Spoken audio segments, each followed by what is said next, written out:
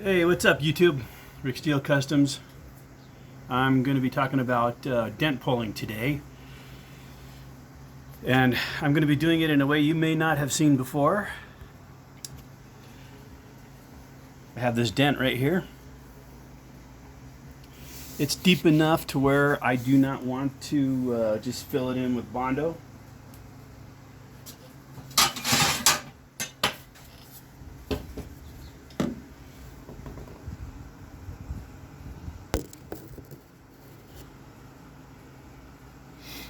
As you can see, I like to put my Bondo on as thin as I possibly can. So I'm going to be using something called wavy wire.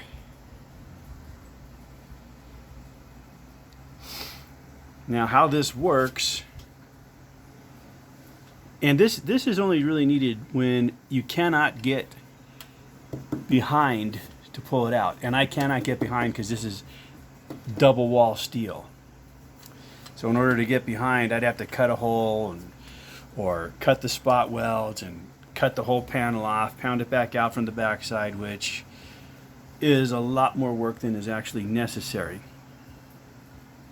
So what I'm going to do is I'm going to weld this wire right here in the crevasse of the dent, and then I'm going to pull it out using this handy tool right here. And this tool is actually pretty cool because it'll grip and pull tension at a irregular slant in case one part of the dent, like this ridge here, is higher than over here, and it conforms to the body. So anyway, let me get cracking on this, set up this camera, and show you how it's done.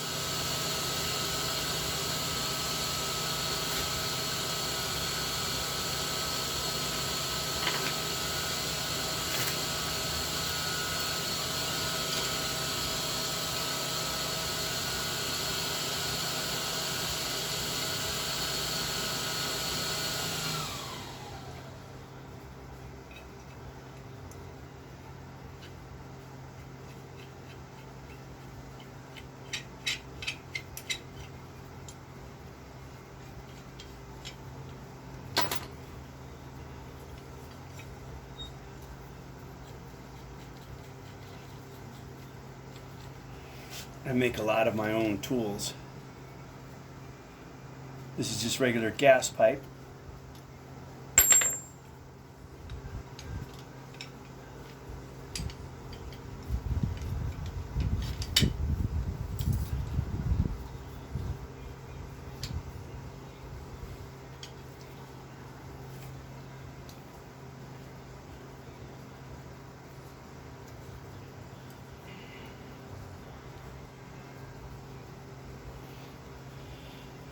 Had to make this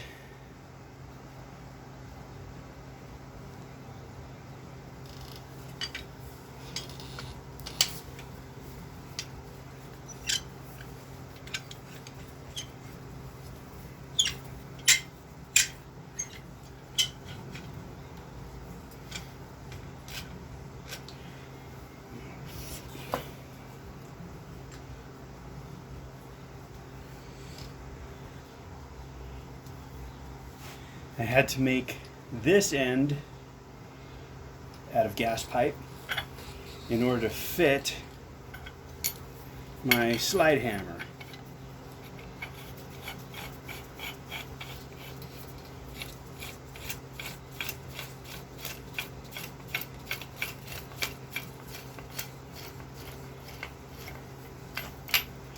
So then you just take the hooks,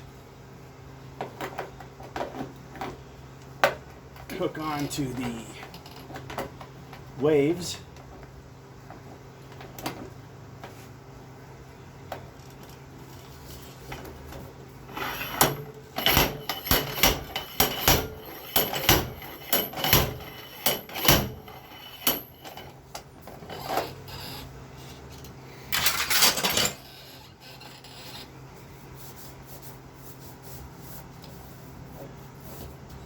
and that works really, really well.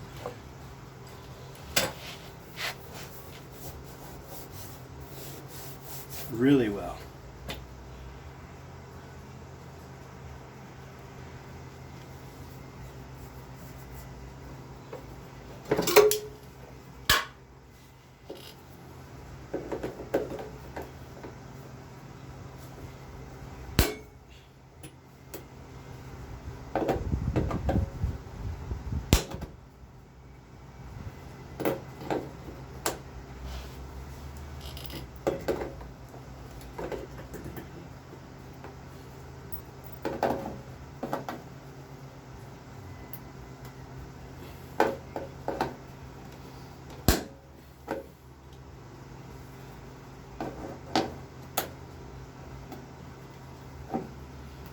Another nice thing about these wavy wires is you can actually take and put it, in case you have a dent right along this seam, and you can actually bend it to follow the contour of the seam.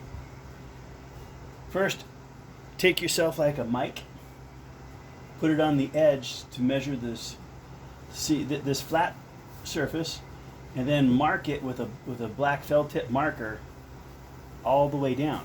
Now in this particular vehicle's case, the seam becomes much less pronounced the further down the quarter panel you go. But if it was a dent higher up, that's how you would do it. You just take a black marker, mark out where the original crease was, and then you weld your wavy wire right along the ridge, and then you pull it from there.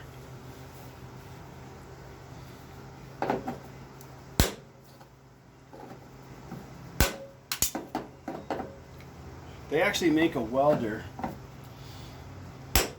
that's designed to be used with this wavy wire and with other types of copper attachments, such as these right here. And these, I could have welded these on right here in line with each other, and then you slip a rod through them, and you use the same tool to hook onto them, and you just pull the whole rod, which works really good too. But I just wanted to show you guys what is available for such a dent. But it worked out really, really well. This thing is basically back to normal. So now all that I need to do is grind down these welds, and then skim coat Bondo it, and prime it, and go over it. I like to use 320, And after doing the body work, of course, I use 80 grit on the body work, on the Bondo filler, and then I go over it with 320. Then I primer it, go over it with 320, and then I lay my base coat, and then go ahead and put my clear coat. Or if I'm doing single stage, then I just go ahead and paint it right after primering it.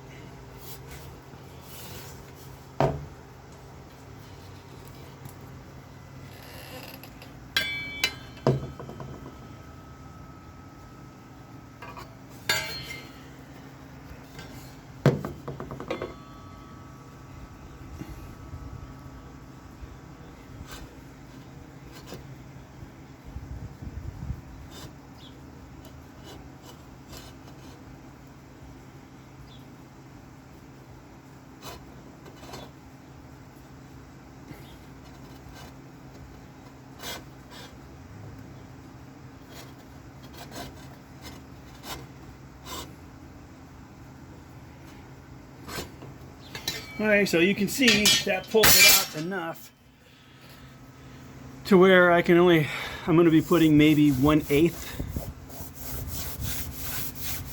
thick Bondo on there, which is nothing. And that will be my next step.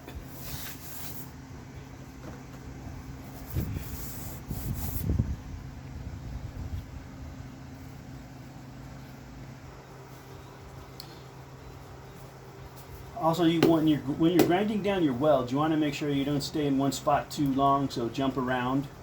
That'll prevent too much heat from being absorbed into the metal and causing it to warp.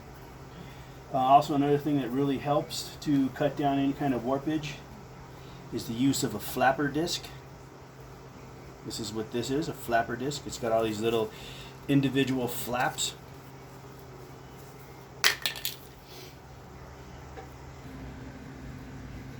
So before I go ahead and put the Bondo on, what I'm going to do next is I got a little dip right here.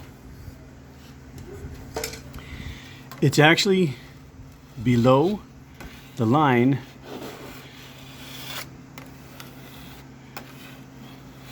so I can't knock that out from the inside or from the outside, again, without getting back behind there, and this double wall panel is not going to allow me to do that. So I'm just going to add some weld here to fill this in, and then I can grind it rounded. I don't have to do this. I can actually just fill it with Bondo because it's going to be relatively a small ding to fill. But because of where it's located on this edge, if anything bumps it, that Bondo could potentially break off, and then I'd be forced to respray the entire quarter panel or blend it. And for the seconds it's going to take me to weld this, it's just not worth it, so I'm going to weld it.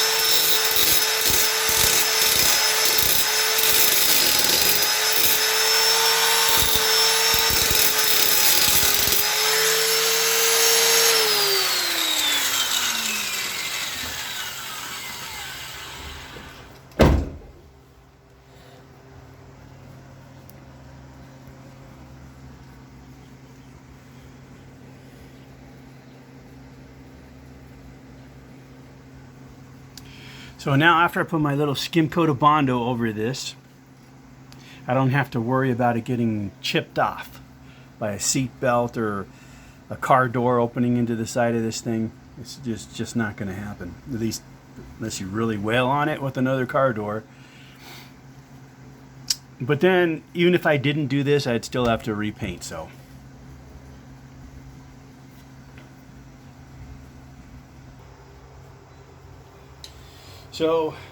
I take my hardener for the Bondo, and I always knead it.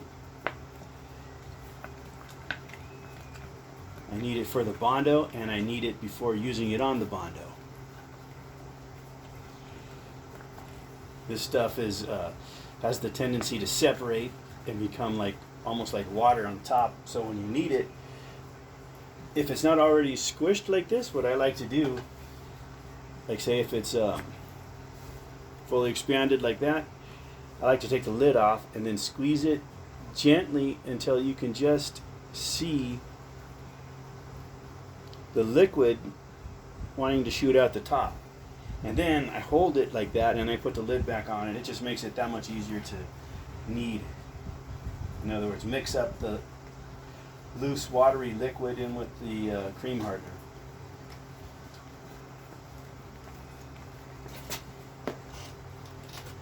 And then I like to use these metal Bondo spreaders. I buy these from the paint shop where they sell me the paint. And when they come, they don't come like this with the rounded corners.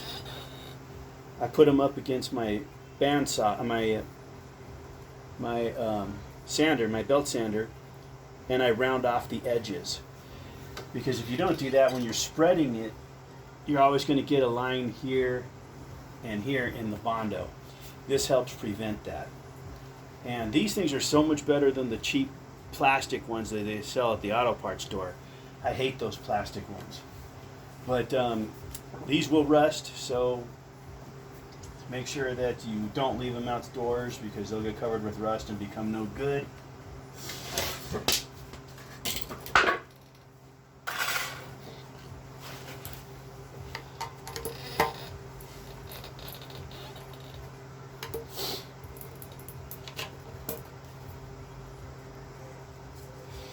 Then I like to take a paint stick, because the same thing with the cream hardener happens with the Bondo, the liquid resin or whatever it is, it floats to the surface and the heavier material sinks to the bottom. So I mix it up really good. I don't like any kind of chunky Bondo.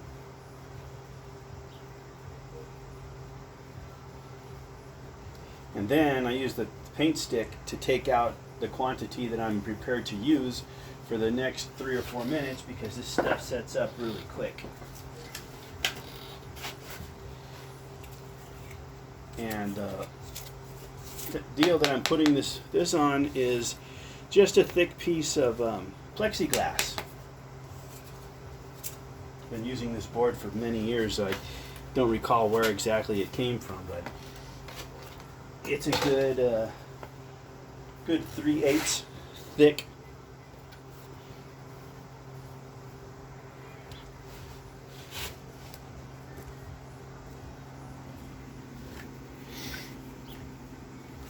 And when I mix it, it doesn't have to be, it's not an exact science, okay? So you're not going to get a wrong mixture. This doesn't take a lot of cream hardener. In fact, the less that you can get away with using, the better, because this stuff will set up faster with the more cream hardener you use. And then when I spread it, or mix it rather, I like to fold it over and drag it instead of doing a bunch of choppy movement, because the more choppy movement that you do, you're going to put more air bubbles in this stuff. And the least amount of air bubbles you do, the better. And you just have to mix this, just keep going back and forth. Usually takes about a minute. You want to get a uniform solid color without any gray in it.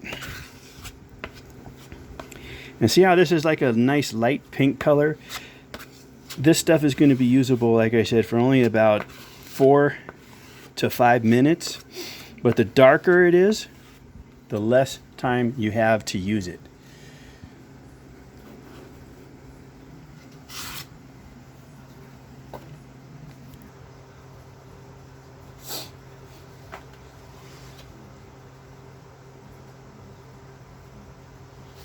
Don't worry about the crack on the door.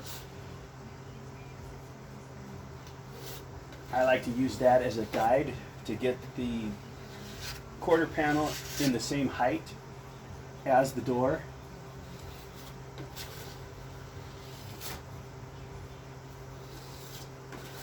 And you're not going to do this in one pass, so don't try and rush it. Yeah, see, this has already gone off. So while that's setting up, you want to take your spreader and run it across your board and get all of that fresh Bondo off, so you have a nice pad surface here to put more Bondo on, mix, and then go ahead and set it.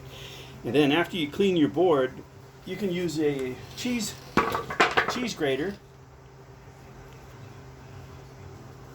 And I'm talking about this type of cheese grater, not the one in your kitchen drawer. This is made specifically for cutting Bondo.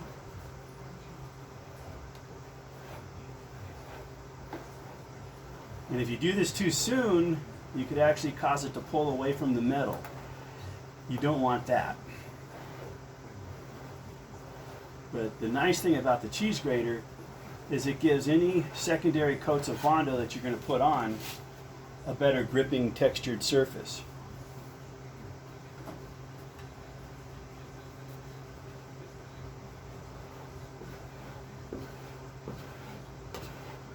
And the least amount of Bondo you use, the better,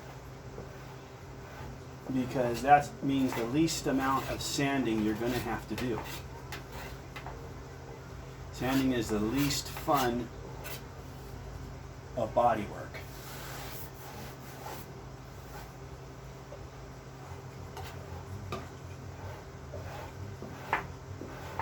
And I always go at a cross angle. You can flip it around and come back and do it the other direction, like an X. That's also fine.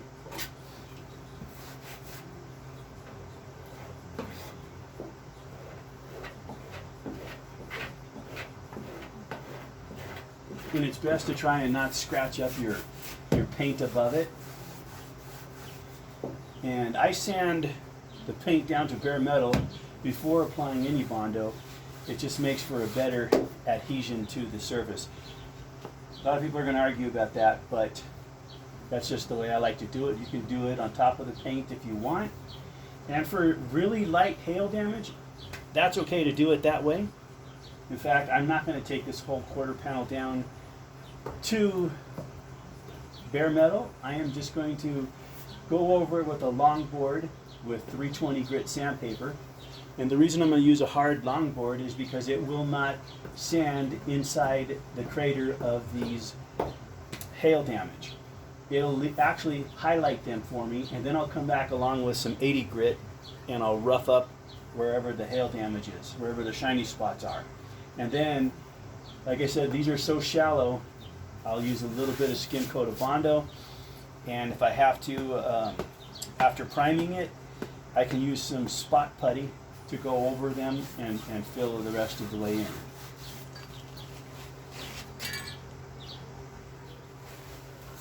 Okay, so now dealing with this Bondo that I got between the door and the quarter panel, I'll take my Bondo spreader and I'll run it down the edge.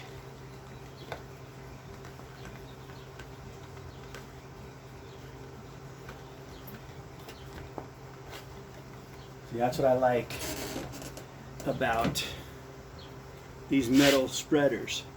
Just another benefit of using them.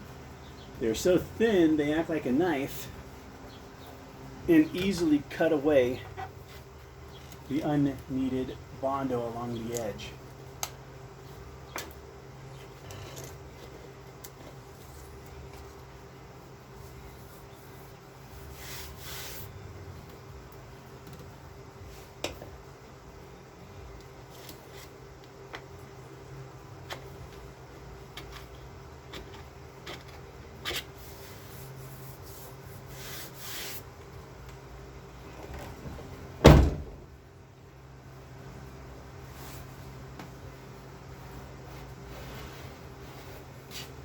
Now, if I cared about the paint on the door, I would have ran some masking tape on the door right here adjacent to the repair, and I still would have done it the same way.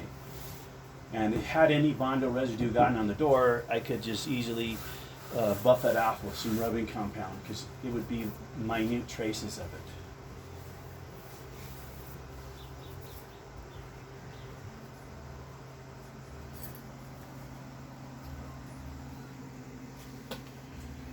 Okay, so now, after cheese grating it, you can still see I have a low spot right here. And just by feeling, and your hand is going to be an extremely important tool, eventually you're going to come to be able to feel every little wave that there is in the body. I'm going to need a little bit more here. And I'm going to go all the way down to this edge right here. And then I'm going to block sand this and then primer it And I'm going to leave that for another day because this video is already 30 minutes long. If you guys want to see the complete video, let me know in the comments if you want to learn more about doing bodywork. But there's a lot of videos out there already on how to finish this stuff up, and you will see the completed job when I get done painting this vehicle. You'll see it all done. If you're interested in this vehicle, it's a 2012 Yukon Denali that I bought from Copart, and I'm fixing it up. This vehicle was T-boned in the side, but I believe it was taken, and this is just a guess, I believe it was taken off-road. It is a all-wheel drive. Somebody took it off-road, and I think they ran it alongside of a large boulder, and it destroyed the two doors, the B-pillar, and mainly the rocker panel behind the doors. So I had to completely replace the B-pillar and the entire rocker panel. I pulled this from the junkyard off of a donor vehicle, and this is where I welded it into place here.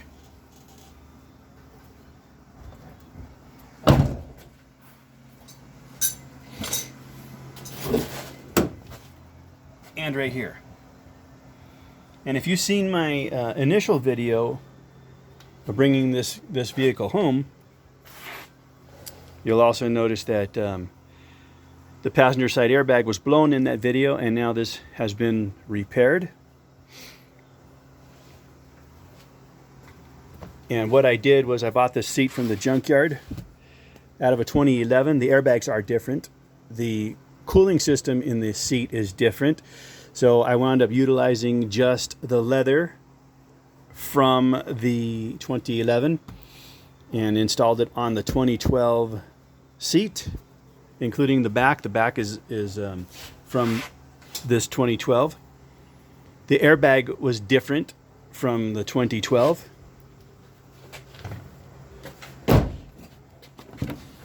You can see the difference because of the plugs for the airbags. This is the airbag plug for the seat belt, and for the seat, 2012 seat is this end, and for the 2011 is this end. These do not go together. So in case you need a 2012 seat airbag, you're going to have to get it from at least 2012, possibly 2013 might be the same. Don't know. But anyway, guys, that's it for the day. I appreciate you guys watching. Please do me a favor and give me a thumbs up. Like and subscribe, and hit the bell icon, because the bell icon will give you notifications of future videos that I'm doing on this particular Denali or my Chevrolet conversions. I'm converting that van right there from that's a 1978. I'm converting it to 77 on down. I will be painting my C5 Corvette soon, and I will be finishing up my 2007 Honda Accord that I also bought from Copart, and my 2013 Chevrolet Camaro 2 SS, and that 2015 Honda Accord, and my 06 Lexus. So if you're interested in any of these projects, I got a lot of other projects as well. To show you these in case you guys do want to subscribe, it would be much appreciated. I'm finishing up my 2010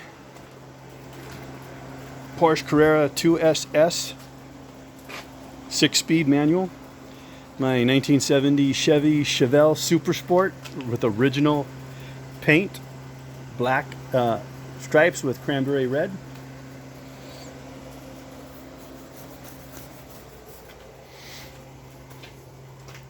I've got my 1955 Bel Air two-door sedan that I want to get to work on. very soon. But that's going to do after my 57 Chevy. This is actually a 210 two-door hardtop that I'm converting into a convertible. And my 1969 Pontiac Le Mans Sport that I'm cloning into a GTO, which is actually really, really easy to do, especially on this particular car, because this car was mostly a GTO to begin with from the factory, as it came with the GTO interior. I did not put these seats on. This is factory center console, factory bucket seats. But I'm doing the 57 convertible project 100% correct. That's a original convertible 57 frame, convertible top frame, original 57 convertible rear back seat, which is unique to the convertibles. This header panel, windshield header panel, came off a 57 Chevy convertible. I bought that used on eBay. Welded it on right here, and I used a block of cold rolled steel, 1/2 inch square steel, and a 1/2 inch round stock bar cold rolled steel. I shoved them in there and then plug welded them. You can see the plug welds right along there and right there and right there. So this actual header, windshield header, is actually stronger than an actual convertible because of that reinforcement. Those are actually hollow from the factory. And I've also got my 1975 Corvette Stingray convertible.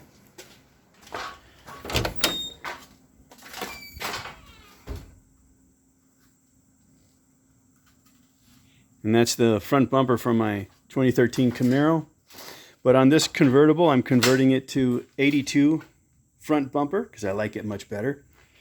So I'm going to be removing this lower section of fender. And I bought a set of Koi C5 wheels for it. I've got 20 by 10s for the rear, 18 by 8 for the front. I'm going to install new exhaust for it. I got a competition thumper cam for it. B&M torque converter, stall converter for it. I'm going to be installing C5 Corvette seats in it.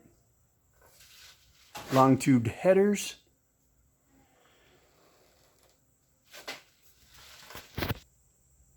Anyway, guys, if you're interested in any of these projects, you know, it would be helpful to me is if you would leave a comment below and tell me which one you guys would be more interested in seeing. And maybe I'll get started on that one. I'll leave the choice up to you.